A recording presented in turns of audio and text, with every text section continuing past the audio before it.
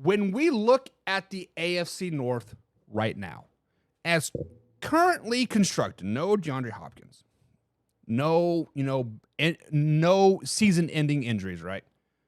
Looking at the North right now, the North, in theory, is probably going to be the best division in football. Of course, we said that about the AFC West last season, and we saw how the Denver Broncos kind of shit the bed on that one, and the Raiders, right? Now, I don't see any team really shitting the bed this season in the AFC North. I think the floor for every team in the North is 7 wins. If a team gets below 7 wins in the AFC North this season, that is because they had a horrific injury. Their star receiver goes down. Their quarterback goes down. A star defensive player goes down, and it takes them a couple weeks to like adjust and get their traction back on. That's the only that is the only way I see a team in the North not being a 7-8 win team, like the bare minimum. I think every team in the North is going to have 10 plus wins this season. I'm doing a schedule breakdown of the North Thursday, if my day is right.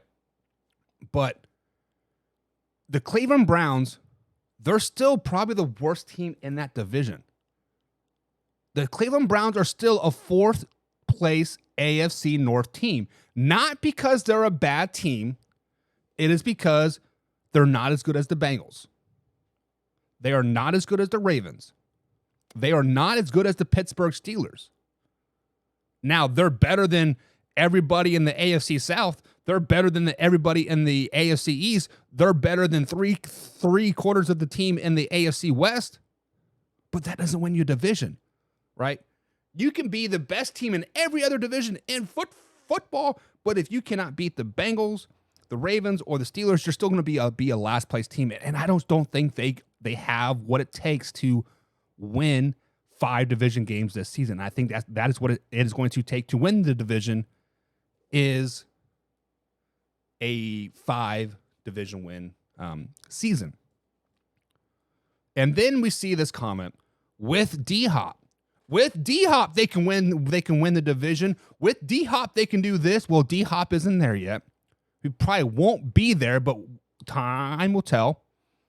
Like we have a whole month or two before OTAs start back up again. But even with DeAndre Hopkins, let's say DeAndre Hopkins is on the Cleveland Browns right now, and they don't cut anybody from the receiver corps. They still have Elijah Moore. They still have Amari Cooper. They have Donovan Peoples-Jones. They have D-Hop. They have Marquis Goodwin. 5 really good receivers, right? With Deshaun Watson was really good in Houston. The problem is we don't know how good Deshaun Watson is anymore.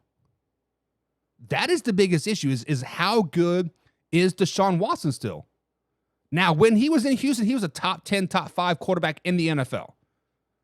Well, he was off for a year and a half, 2 years, and last year, he did not look very good. Let's just be honest. He did not look good in the regular season, those 6-7 games that he played. Now, is that a foreshadowing to see what we're going to see this year? For Cleveland Browns fans, we hope not. For 360 million reasons why we hope not. Right?